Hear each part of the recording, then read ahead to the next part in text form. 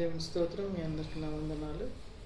ఈ సాయంకాల సమయంలో మరి దేవుడు మనకి ఇచ్చినటువంటి గొప్ప భాగ్యాన్ని బట్టి దేవునికి స్తోత్రం చెల్లిస్తున్నాను. కొద్ది వాక్యం ధ్యానించుకోవడానికి దేవుడు ఇచ్చిన సమయాన్ని బట్టి దేవునికి స్తోత్రంలో మరి చిన్న ప్రార్థన చేసి ఒక చిన్న చరణం పాట పాడి ఆ తర్వాత వాక్యంలోకి మనం వెళ్దాం. ప్రార్థించుకుందాం. మహోన్నతుడా, మహాగణుడా, పరిశుద్ధుడా, నీ పాదాలకు స్తుతి స్తోత్రములు తండ్రి. ఇంతవరకు నాయన మమ్మల్ని క్షేమంగా నాయన ఉంచిన విధానాన్ని బట్టి స్తోత్రం, సజీవ లెక్కలో ఉంచిన విధానాన్ని బట్టి మీకు స్తోత్రం నాయన. అయ్యా నీకు వందనాలు ప్రభా. మరొకసారి నాయన నీ ప్రియమైన బిడ్డల ముందు నా ప్రభా అయ్యా కొద్ది వాక్యం ధ్యానించుకోవడానికి నాయన మీరు ఇచ్చిన సమయాన్ని బట్టి మీకు స్తోత్రం నాయన. అయ్యా నా తండ్రి, నన్ను నీ శిలువ చాటును మరుగుపరచండి ప్రభా. మాకందరికీ కావాల్సినటువంటి వర్తమానాన్ని మీరు అనుగ్రహించగలరని ఈ కొద్ది మనవులు మా ప్రభు మీ ప్రియరక్షకుడైన యేసయ్య పరిశుద్ధ నామాన్ని బట్టి ప్రార్థించి వేడుకుంటున్నాను తండ్రి. ఆమేన్. యెహోవా నా బలమా, నా అతిశయ కారణమా, యెహోవా నా బలమా, నా అతిశయ కారణమా, నీ యందే నేను ఆనందింతును, నీ యందే నేను అతిశయింతును. నీవే నా దేవుడని నేను ఎంతో ధన్యమని, నీవే నా దేవుడని నేను ఎంతో ధన్యమని. యెహోవా నా బలమా, నా అతిశయ కారణమా, యెహోవా నా బలమా, నా అతిశయ కారణమా. బలహీన సమయములో నీవే నా బలముగా నిలిచావు, కృంగిన వేళలో చేయి పట్టి నన్ను లేపావు. బలహీన సమయములో నీవే నా బలముగా నిలిచావు, కృంగిన వేళలో చేయి పట్టి నన్ను లేపావు. నూతన గీతము నా నోట నుంచి స్తుతికి కారణమైనావు, నూతన గీతము నా నోట నుంచి స్తుతికి కారణమైనావు. స్తుతికి కారణం నీవే, స్తుతికి కారణం నీవే, స్తుతికి కారణం నీవే, నా స్తుతికి కారణం నీవే. యెహోవా నా బలమా, నా అతిశయ కారణమా, యెహోవా నా బలమా, నా అతిశయ కారణమా. క్రీస్తనే బండపై నిలిపి జారి పడకుండా కాచావు, కనుపాపలా నన్ను కాచి క్షేమాధారమైనావు. క్రీస్తనే బండపై నిలిపి జారి పడకుండా కాచావు, కనుపాపలా నన్ను కాచి క్షేమాధారమైనావు. మా మధ్య నీవు నివాసివైయుండి మహిమకు కారణమైనావు, మా మధ్య నీవు నివాసివైయుండి మహిమకు కారణమైనావు.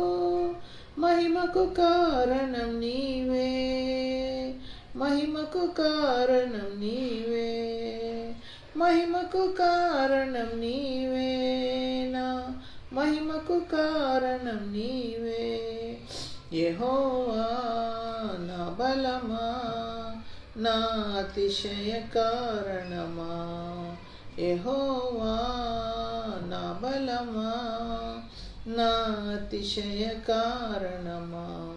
నీ యందే నేను ఆనందింతును, నీ యందే నేను అతిశయింతును, నీ యందే నేను ఆనందింతును, నీ యందే నేను అతిశయింతును.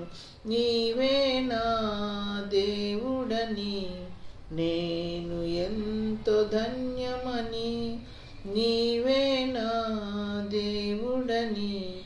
నేను ఎంతో ధన్యమని, యెహోవా నా బలమా, నా అతిశయ కారణమా. యెహోవా నా బలమా, నా అతిశయ కారణమా. దేవుని స్తోత్రం.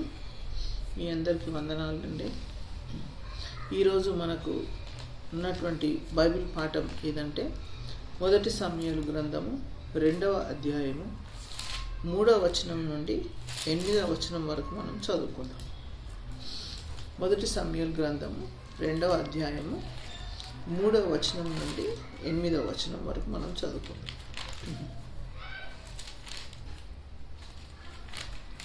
యెహోవా అనంత జ్ఞానియగు దేవుడు, ఆయనే క్రియలను పరీక్షించువాడు. ఇకను అంత గర్వముగా మాట్లాడకుడి, గర్వపు మాటలు మీ నోట రానియకుడి. ప్రఖ్యాతి నొందిన విలుకాండ్రు ఓడిపోవుదురు, తొట్టిల్లిన వారు బలం ధరించుదురు. తృప్తిగా భుజించువారు అన్నము కావాలనని కూలికి పోవుదురు. ఆకలి కొనిన వారు ఆకలి తీరా తిందురు. గొడ్రాలు 7 పిల్లలను కనును, అనేకమైన పిల్లలను కనినది కృషించిపోవును. జనులను సజీవులుగాను మృతులుగాను చేయువాడు యెహోవాయే. పాతాళమునకు పంపుచు అందులో నుండి రప్పించుచుండువాడు ఆయనే. యెహోవా దారిద్ర్యమును ఐశ్వర్యమును కలుగచేయువాడు, కృంగజేయువాడును లేవనెత్తువాడును ఆయనే. దరిద్రులను అధికారులతో కూర్చుండబెట్టుటకును, మహిమగల సింహాసనమును స్వతంత్రించుటకును వారిని మంటిలో నుండి ఎత్తువాడు ఆయనే. లేమిగల వారిని పెంటకుప్పం మీది నుండి లేవనెత్తువాడు ఆయనే. భూమి యొక్క స్తంభములు యెహోవా వశము, లోకమును వాటి మీద ఆయన నిలిపి ఉన్నాడు. దేవునికి స్తోత్రం. ఇక్కడ మనం చూస్తున్నాం ఏంటిదంటే, మరి హన్నా తను ప్రార్థనలో గడుపుతుందన్నమాట. తను ప్రార్థనలో గడుపుతుంది ఎందుకంటే ఆమెకు ఒక వేదన, ఒక బాధ ఆమెకు కలిగింది. అయితే మరి ఎల్కానా అనే అతను ఉన్నాడు, ఆయనకు 2 భార్యలు, ఒక ఆమె పెనిన్నా, ఇంకొక ఆమె హన్నా. హన్నా పెనిన్నా 2 భార్యలు. ఈ పెనిన్నాకు పిల్లలు ఉన్నారు కానీ హన్నాకు పిల్లలు లేరు. అయితే మరి పిల్లలు లేకపోతే గొడ్రాలని మరి సమాజంలో ఎంత నీచంగా చూస్తారో మనకు తెలుసు. అయితే అది ఆ ప్రాబ్లము అప్పటి నుంచే ఉంది, మనకు ఇప్పుడు తెలుసు. కానీ మరి పాత నిబంధనలు మనం చూసుకున్నట్లయితే ఆదికాండంలోనే మరి అబ్రహాము శారాలకు సంతానం లేకుండా వాళ్ళు బాధపడ్డారు. అట్లా చాలా మందిని మనము బైబిల్ గ్రంథంలో కూడా మనం చూస్తుంటాం. అయితే ఇక్కడ మరి మనం కొన్ని వచనాలు మాత్రమే మనం ధ్యానించుకుందాము దేవుని స్తోత్రంలో. అయితే ఇక్కడ హన్నా ఏం చేస్తుందంటే దేవుని స్తుతిస్తుంది అనమాట.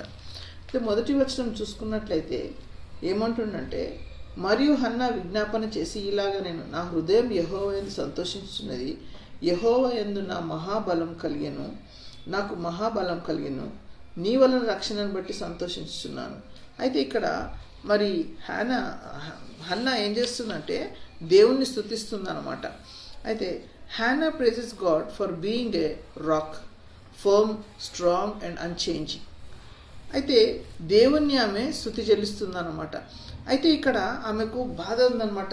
ఆమె హృదయంలో ఏం బాధ ఉన్నదంటే, ఈ పెనిన్నా తన పట్ల మరి చేసినటువంటి ప్రవర్తనను బట్టి ఆమెకు చాలా బాధ ఉందన్నమాట. అయితే యారోగెన్స్ అంటారు దాన్ని ఇంగ్లీష్లో.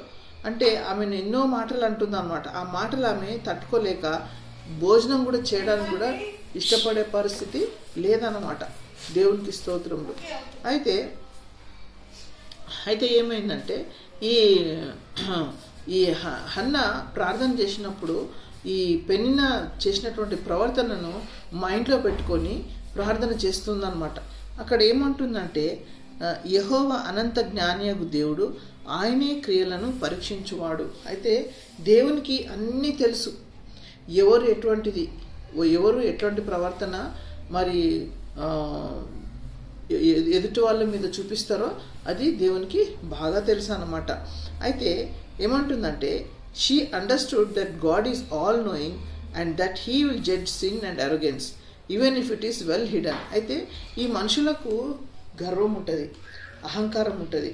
ఎందుకంటే వాళ్ళకు ఉన్నటువంటి ధనాన్ని బట్టి కావచ్చు, అందాన్ని బట్టి కావచ్చు, లేకుంటే మళ్ళీ మంచి పేరుని బట్టి కావచ్చు, విద్యను బట్టి కావచ్చు, బంధువర్గం బట్టి కావచ్చు. ఇవన్నీ కూడా కారణాలు ఉంటాయి. ఒక మనిషికి గర్వం ఉన్నది అని అంటే ఎన్నో కారణాలు ఉంటాయి. అయితే ఇక్కడ పెనిన్నాకు కూడా గర్వం ఉన్నట్టుగా మనం చూస్తున్నాం అన్నమాట.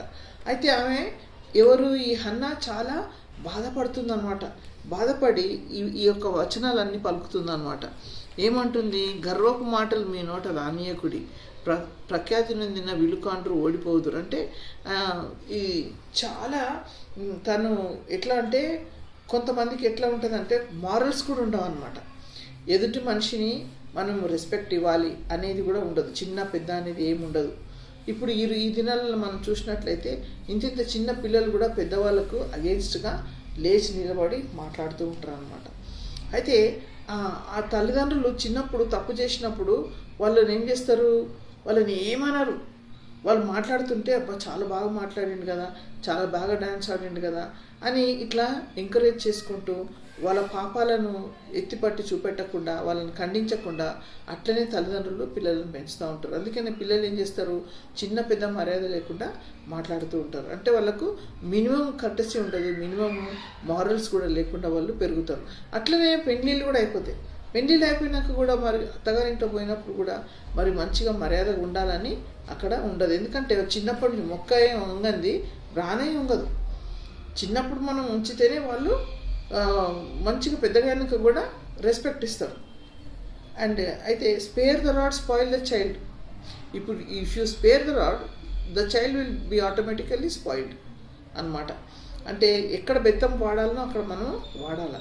అయితే ఇప్పుడు వీళ్ళకి ఎట్లుంటుందంటే కొంతమందికి మరి చాలా మరి అవివేకమైన మాటలు, అనవసరమైన మాటలు, ఇతరుల మీద దూషించేటటువంటి మాటలు.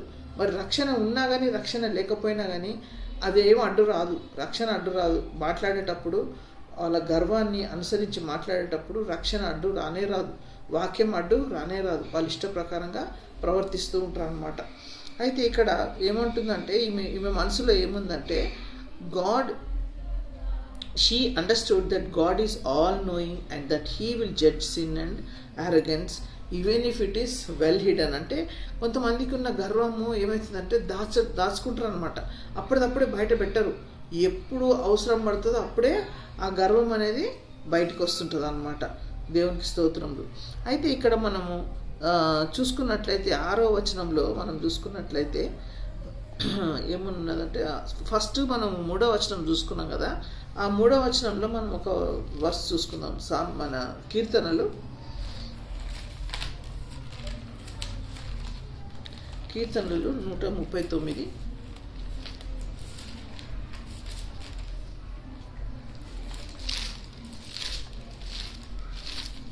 మొదటి నుంచి 4 వచనం.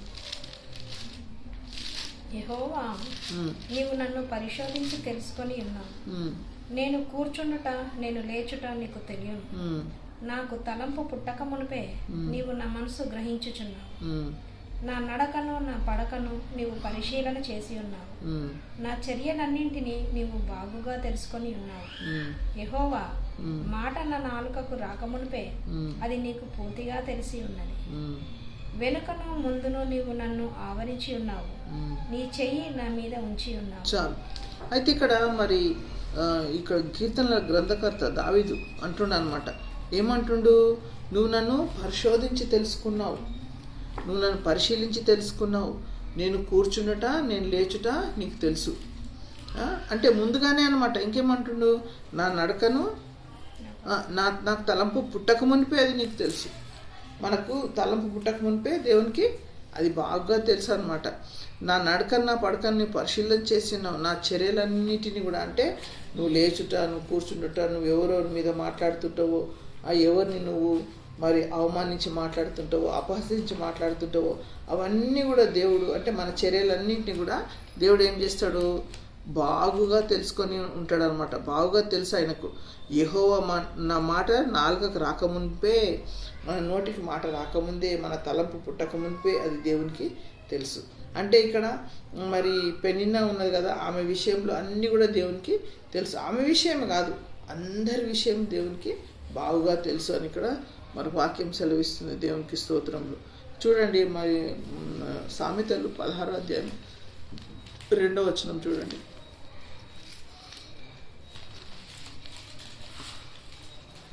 ఒకని నడతలన్నీ వాని దృష్టికి నిర్దోషములుగా కనబడును, యెహోవా ఆత్మలను పరిశోధించును. అయితే మరి ఇప్పుడు గర్వించినా కానీ, ఒకవేళ ఇష్టం వచ్చినట్టు ప్రవర్తించినా కానీ ప్రతి ఒక్క వ్యక్తి ఏమనుకుంటారంటే, నేను బాగున్నాను, నేను దేవునికి ఇష్టంగా ఉన్నాను, నేను ప్రార్థనకి వెళ్తున్నాను, నేను వాక్యం చదువుతున్నాను, నేను దశమభాగం ఇస్తున్నాను, దేవుని బిడ్డలను ఎంతో రెస్పెక్ట్ చేస్తున్నాను, ఇవన్నీ నాకు ఉన్నాయి కనుక దేవుడు నన్ను మంచిగా ఆశీర్వదిస్తాడు, నాకు ఎటువంటి శిక్ష రాదు అని అనుకుంటుంటారు అనమాట. అట్లా అనుకున్న వాళ్ళకు ఏమవుతుందంటే, ఒకరి నడతలన్నీ వాని దృష్టికి నిర్దోషములుగా వాని దృష్టికి ఎట్లా కనబడతాయంట, ఇన్నోసెంట్గా కనబడుతుంటాయి అనమాట, ఏమి ఎరగన వాటి వాళ్ళలాగా కనబడుతుంటుంది అనమాట. అయితే మరి దేవునికి అవన్నీ కూడా దేవుడు ఎరుగున్నాడు ఇవన్నీ. అయితే యెహోవా ఏం చేస్తాడంటే ఆత్మలను పరిశోధిస్తాడు. అంటే మన లోపల ఉన్నటువంటి ఆత్మ ఏ రీతిగా మరి ప్రవర్తిస్తుందో మనుషుల పట్ల, దేవుని పట్ల, అవన్నీ కూడా దేవుడు ఏం చేస్తాడు, పరిశోధిస్తాడు అనమాట. దేవునికి స్తోత్రములు. అయితే మరి మనం తెలుసుకోవాల్సినటువంటిది ఏంటిదంటే, దేవునికి తెలియదని మనం ఎప్పుడు కూడా ఊహించకూడదు, అది చాలా తప్పు అనమాట. చూడండి ఇర్మియా గ్రంథం 17వ అధ్యాయం 10వ వచనం. 17:10. ఒకని ప్రవర్తనను బట్టి వాని క్రియల ఫలము చొప్పున ప్రతీకారం చేయుటకు యెహోవాను నేను హృదయములను పరిశోధించువాడు, అంతరేంద్రియములను పరీక్షించువాడు. దేవుని స్తోత్రం. అయితే ఒకని ప్రవర్తనను బట్టి వాని క్రియల ఫలము చొప్పున ప్రతీకారం చేయుటకు యెహోవాను నేను. అంటే ఒకని ప్రవర్తనను, ఇక్కడ కూడా ఆరోగెన్స్ మనం ఇక్కడ కనిపిస్తుంది. హన్నా ప్రార్థన చేస్తుంది. అయితే ఇవన్నీ కూడా హన్నా మరి ఆత్మలో పలుకుతుంది అనమాట, ప్రార్థనలో పలికినటువంటి మాటలు అనమాట ఇవన్నీ. అయితే మరి దేవుడు ఎటువంటి దేవుడు అంట, మనుషుల యొక్క ప్రవర్తనను బాగా తెలిసి వాళ్ళ ఫలము, వారి క్రియల ఫలము చొప్పున ప్రతీకారం చేయుటకు యెహోవాను నేను హృదయమును పరిశోధించువాడను. దేవుడు మరి మనుషులేమో పైరూపం చూస్తారు, కానీ దేవుడు ఏం చేస్తాడు, అంతరంగం చూస్తాడు, హృదయాన్ని పరిశీలన చేస్తాడు అన్నమాట. దేవునికి స్తోత్రం. చూడండి అది సామెతలు 3:34 చూడండి.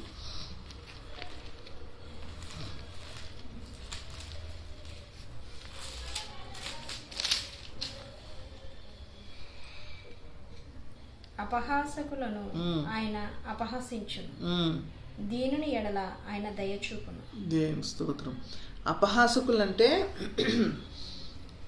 జోక్స్ చేసేవాళ్ళు అనమాట.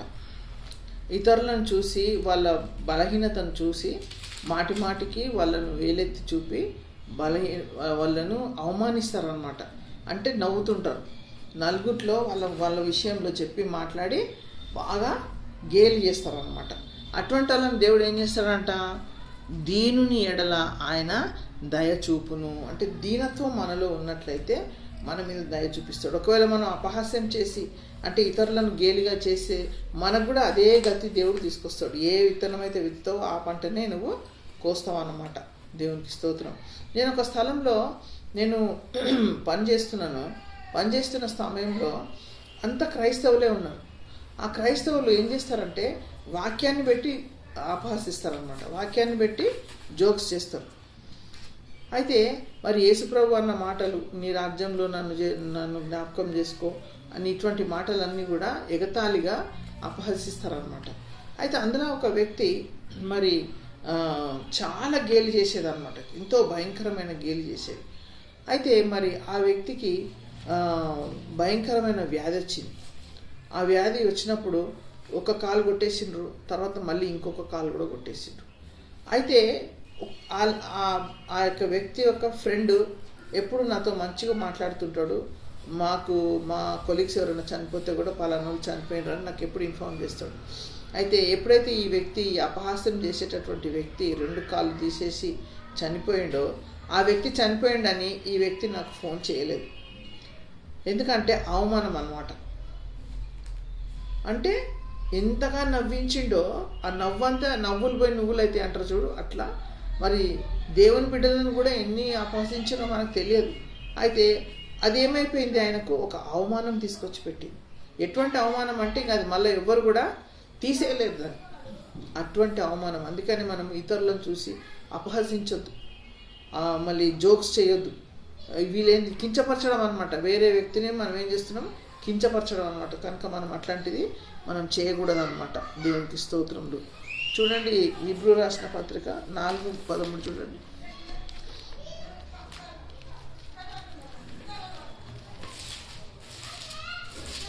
హీబ్రూ రాసిన పత్రిక 4:13.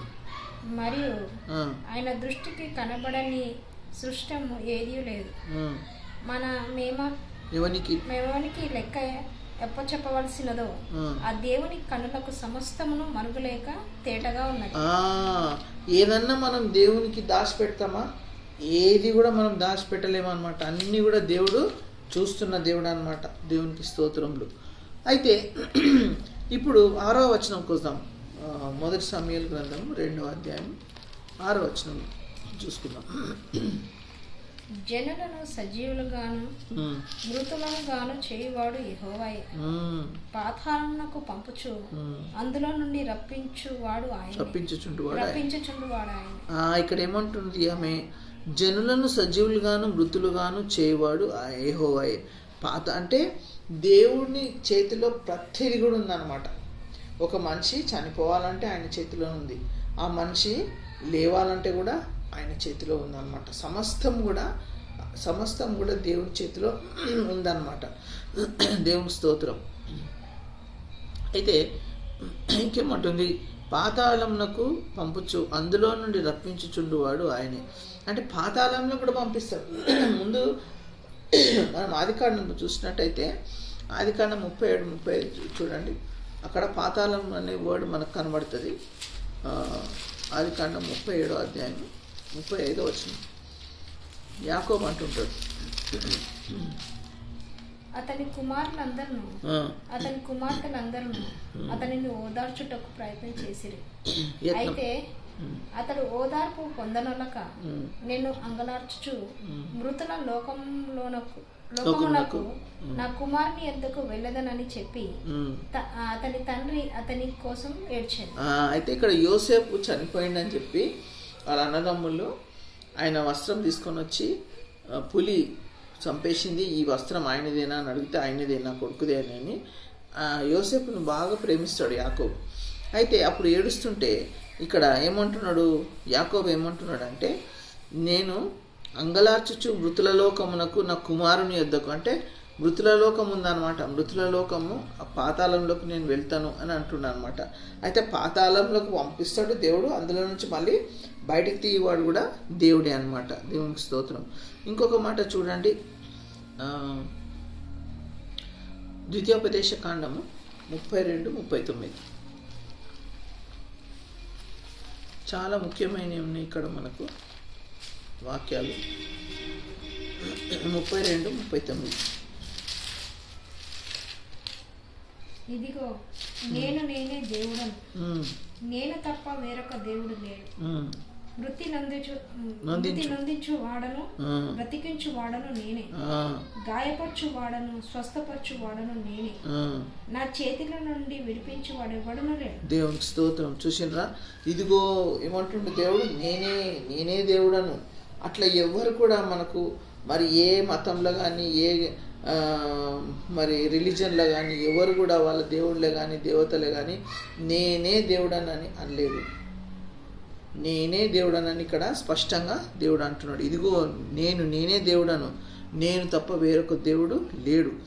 మృతి నొందించువాడను నేనే, బ్రతికించువాడను కూడా నేనే, గాయపరచువాడని నేను. అందుకు కొన్నిసార్లు మనకి ఏమవుతుంది, మనకు ఎప్పుడైనా యాక్సిడెంట్ కావచ్చు, లేకపోతే ఏదో ఒక దెబ్బ తగలొచ్చు, అప్పుడు మనం గాయపరచబడతాం కదా. ఆ గాయము దేవుడే చేస్తాడు మనకి. దేవుడే గాయపరిచి దేవుడే స్వస్థత ఇస్తాడు. ఆ గాయం కట్టువాడు కూడా ఆయనే అన్నమాట. నా చేతిలో నుండి విడిపించేవాడు ఎవడు కూడా లేడు. అయితే మనం అనుకుంటాం మనకున్న ధనము మనము మంచోళ్ళం కాబట్టి మాకు ఇవన్నీ మేము ఇల్లు కట్టుకున్నాము, మాకు బంగారం ఉన్నది, మాకు మంచి పలుకుబడి ఉన్నది, మాకు చదువు ఉన్నది, అన్నీ ఉన్నాయి మాకు. ఎందుకు ఉన్నాయి అని అంటే మన మంచితనాన్ని బట్టే అని మనం అనుకుంటుంటామంట. దాన్ని కూడా ఒక వాక్యం మనం చూసుకుందాం. ఇక్కడ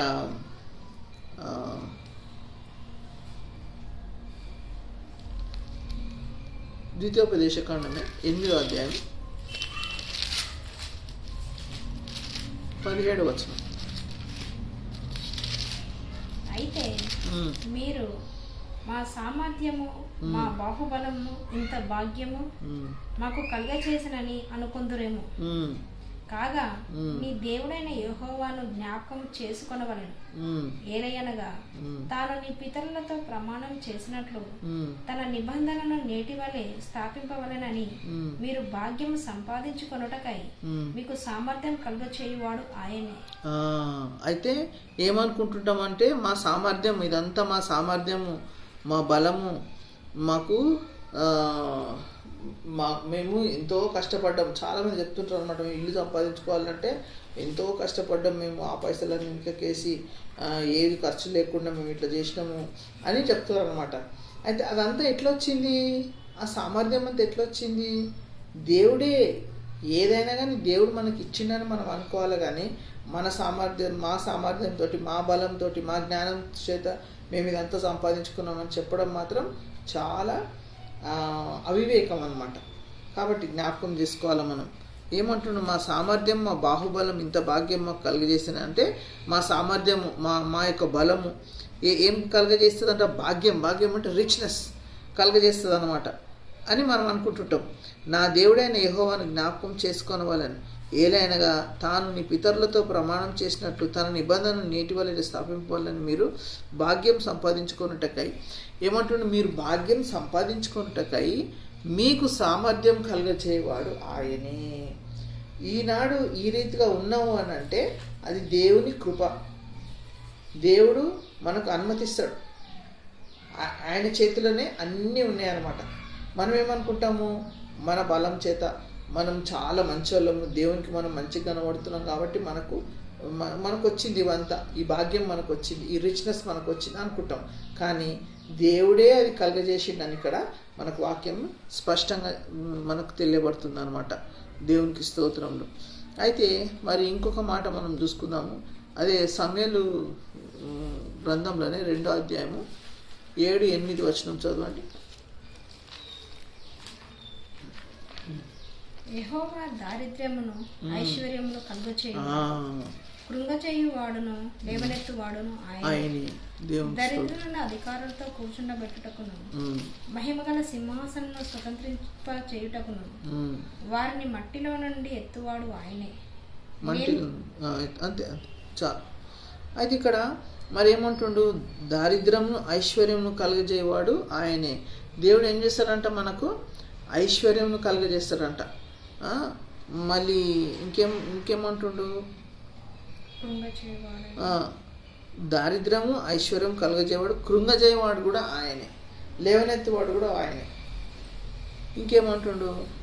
మహిమగల సింహాసనం స్వతంత్రింపజేయుటకును వారిని మంటిలో నుండి ఎత్తువాడు ఆయనే. అందుకనే ఇంకొక దగ్గర పెంట కుప్ప మీద నుండి పైకి లేవనెత్తిన వాడు కూడా దేవుడే. ఎంతోమంది బిచ్చపోలు కూడా రక్షణ పొందుతున్నారు. బిచ్చపోలు కూడా అక్కడక్కడ మరి భిక్షం అడుక్కుని బెగ్గింగ్ చేసుకునేటటువంటి వాళ్ళు కూడా మరి బెగ్గింగ్ చేసి దేవుడి సువార్త చదివి వాక్యం విని మరి వాళ్ళు రక్షణ పొందుతూ ఉన్నారు. అంటే పెంటకొప్ప మీద నుండి వాళ్ళను లేవనెత్తుతున్నాడు దేవుడు. మరి బ్రాహ్మణులు భయంకరమైనటువంటి విగ్రహారాధన చేస్తూ మరి దేవుడు అంటే ఎవరో తెలియక మాకు ఇది మెకానికల్గా మనం చేసుకుంటూ పోవాలి, మాదే గొప్ప అని అనుకున్న వాళ్ళకి దేవుడు వాళ్ళకి ప్రత్యక్షం అవుతున్నాడు, వాళ్ళను రక్షణలోకి నడిపిస్తున్నాడు. దేవుని కార్యాలు అట్లుంటాయి అన్నమాట. అయితే అన్నీ కూడా దేవుడు చేయడానికి సమర్థుడు అన్నమాట. దారిద్రం కూడా ఆయననే ఇస్తాడు, దరిద్రం ఇస్తాడు, ఐశ్వర్యం కూడా ఆయననే ఇస్తాడు అన్నమాట. దేవునికి స్తోత్రములు. అయితే ఇక్కడ మనము చూడండి, యోబు గ్రంథము 5:9 చూడండి.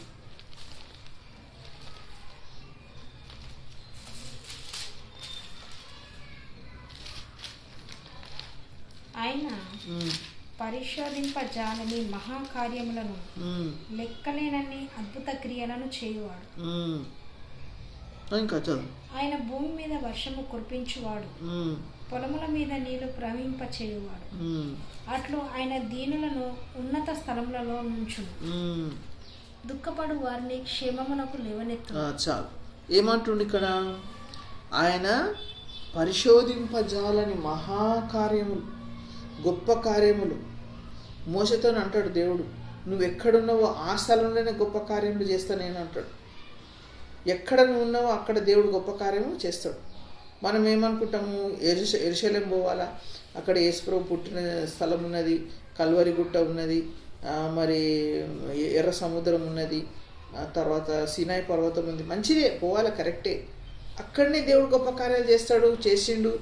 మరి యోర్దాన్ నది పోయి చూడాలి మనం అని అనుకుంటాం మనం. కానీ దేవుడు ఇప్పుడు ఇక్కడ ఈ స్థలంలో కూడా గొప్ప కార్యాలు చేస్తాడు. మనం అది విశ్వసించాలి. ఎక్కడున్న వరల్డ్ అనే కాదు, ఎక్కడ పోయినా మూన్లకు పోతే కూడా అక్కడ కూడా దేవుడు నీకు కార్యం చేస్తాడు.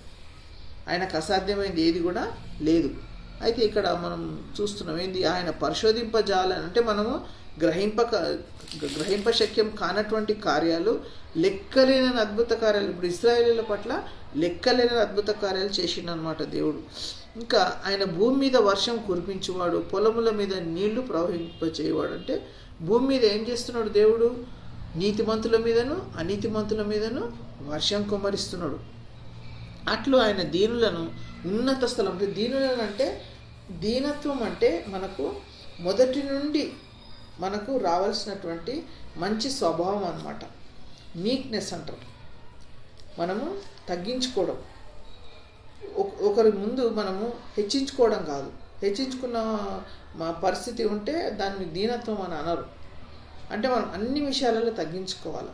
ఎదుటి వాళ్ళు భయంకరంగా మాట్లాడుతుంటే కూడా మనం ఓర్చుకోవడం, మళ్ళీ వెంటనే మాట అనకపోవడం, ఇదంతా దీనత్వంకి సంబంధించింది అనమాట. అయితే ఇక్కడ ఏమంటుండు దేవుడు? ఇక్కడ అటు ఆయన దీనులను ఏం చేస్తాడు? ఉన్నత స్థలంలో ఉంచుతాడు, దుఃఖపడు వారిని క్షేమమునకు లేవనెత్తు. అంటే ఒకవేళ నీ దీనత్వంతో నీకు దుఃఖం వస్తే, బాధ వస్తే, కష్టం వస్తే కూడా దేవుడు ఏం చేస్తాడు?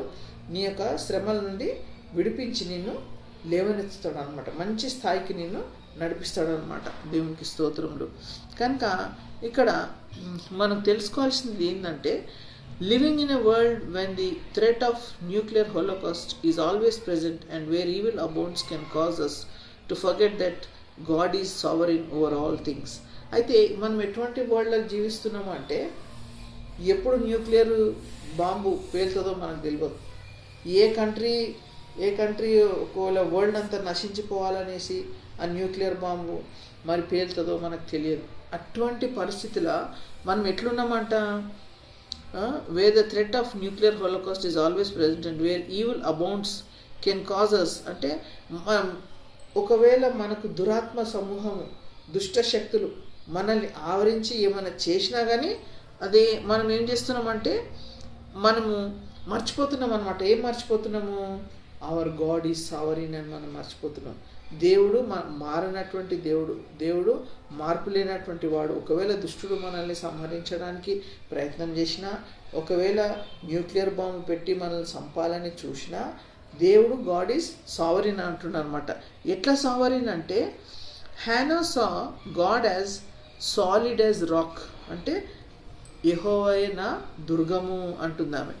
One who watches what we do. అంటే దేవుడు ఏం చేస్తాడంటే మనల్ని వాచ్ చేస్తాడనమాట, మనల్ని గమనిస్తుంటాడు అనమాట, అబ్జర్వ్ చేస్తుంటాడు. ఏది? One who watches what we do.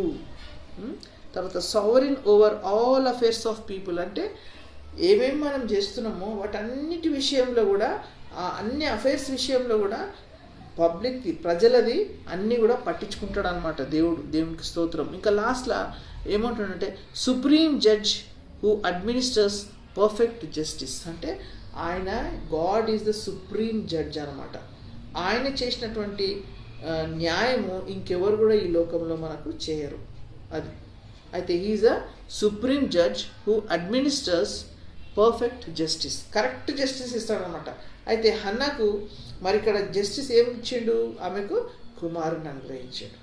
ఆమె ఏం ప్రార్థన చేసింది? నువ్వు నాకు కుమారుని ఇచ్చినట్టయితే నేను ఆ కుమారుని నీకు ఇస్తా ప్రభు అని అంటే ఆమెకు ఒక్క కుమారుని ఇచ్చిండు. ఇంకా కూడా ఆమె పిల్లలు పుట్టిండని మరో వాక్యంలో మనం చూస్తున్నాం. అడిగిన దానికంటే, ఊహించిన దానికంటే అత్యధికంగా దేవుడు మనకు అనుగ్రహించే దేవుడు. ఆ ముళ్ళు ఎందుకు పెట్టిండు ఆమెకు అంటే ఆమె తన కన్నీటితో దేవుని పాదాలు కడగాలని, ఆ శ్రమను మనము దాన్ని ఓవర్కమ్ చేయాలనేసి, దాన్ని ఓవర్లుక్ చేయొద్దు కానీ దాన్ని ఓవర్కమ్ చేయాల, పోరాడాల, ప్రార్థన చేయాల. అప్పుడు దేవుడు మనకు అదొక్కటే ఆశీర్వాదం కాదు, ఆమె ఒక కుమారునే కాదు ఇంకా వేరే పిల్లలను కూడా ఆమె కన్నదనమాట. అంటే దేవుడు వేరే పిల్లలను కూడా ఆమెకు అనుగ్రహించిండు, ఆ స్వాస్థ్యాన్ని దేవుడు ఇచ్చిండు అనమాట. దేవునికి స్తోత్రం. కనుక మనకు శ్రమలు రావచ్చు, కష్టం రావచ్చు, బాధ రావచ్చు, ఆర్థికమైన ఇబ్బందులు రావచ్చు, ఏదైనా రావచ్చు. అయితే మనం ఏం చేస్తున్నాము, దేవుడు మనల్ని చూస్తున్నాడని మర్చిపోతాం. దేవుడు మనల్ని వాచ్ చేస్తారని అనుకుంటాం. ఎంత ప్రార్థన చేసినా ఏం ఆన్సర్ వస్తలేదు, ఎంత మనం రోధించినా దేవుడు కార్యం చేస్తలేడు, ఎందుకో ఏమో, ఏమవుతుందో ఏమో అని మనం అనుకుంటాం. కానీ దేవుడు ఎప్పుడు కూడా మన విషయంలో ఇగ్నోర్ చేసే దేవుడు కాదనమాట. ఆయనకు ప్రతిదానికి ఆయనకు సమయం ఉంటుంది. ఎప్పుడు ఏది ఇవ్వాలనో దేవునికి సమయం ఉంది. ఆ సమయం ప్రకారంగా దేవుడు మనకు అనుగ్రహిస్తాడు. దేవుడి కొద్ది వాక్యం దీవించుకున్నాం, ప్రార్థించుకున్నాం. స్తోత్రం నాయన, స్తోత్రం స్తోత్రం స్తోత్రములు తండ్రి. పరిశుద్ధుడా యేసయ్య నీ పాదలకు స్తోత్రం నాయన. అయ్యా హన్నాను మీరు మా ముందు ఉంచినారు ప్రభా, మీకు స్తోత్రములు నాయన. మరి హన్న చేసినటువంటి ప్రార్థననైనా ప్రభా మేము ధ్యానించుకున్నాం తండ్రి, నీకు స్తోత్రములు నాయన. అయ్యా మరి ఆమె ఎటువంటి అవమానం పొందిందో, ఎటువంటి హింస పొందిందో ప్రభా, మరి నాయన ఆమె బాధపడుతూ వ్యక్తపరిచింది ప్రభా నాయన. అయ్యా నీకు స్తోత్రములు. మరి నువ్వున్నావు, ఏది నేను ఆ శ్రమ అనుభవించినా కానీ మరి దేవుడు చూస్తున్నాడు, దేవుడు న్యాయం చేస్తాడని ఆమె ప్రార్థించింది ప్రభా. అదే రీతిగా నాయన నువ్వు న్యాయం చేసిన దేవుడు నాయన. అయ్యా మేము కూడా హన్నలాగా ప్రార్థన చేయడానికి మీరు మాకు సహాయం చేయండి ప్రభా. దైవమా నీకే స్తుతి స్తోత్రములు నాయన. విత్తబడిన వాక్యం నాయన నీరు కట్టి ఫలింపచేయండి ప్రభా. అయ్యా విన్న ప్రతి బిడ్డలోనైనా ప్రభా నీ సమాధానం నాయన మీరు అనుగ్రహించండి నాయన. అయ్యా నా తండ్రి నాయన, మళ్ళీ నీ చిత్తమైతే మరొకసారి ఈ రీతిగా కూడుకొని అయ్యా నాయన మా వాక్యం ధ్యానించుకోవడానికి సహాయం చేయగలరని ఈ కొద్ది మనవులు మా ప్రభుని ప్రియరక్షకుడైన యేసయ్య అతి పరిశుద్ధ నామాన్ని బట్టి ప్రార్థించి వేడుకుంటున్నాను తండ్రి. ఆమేన్. Praise the lord.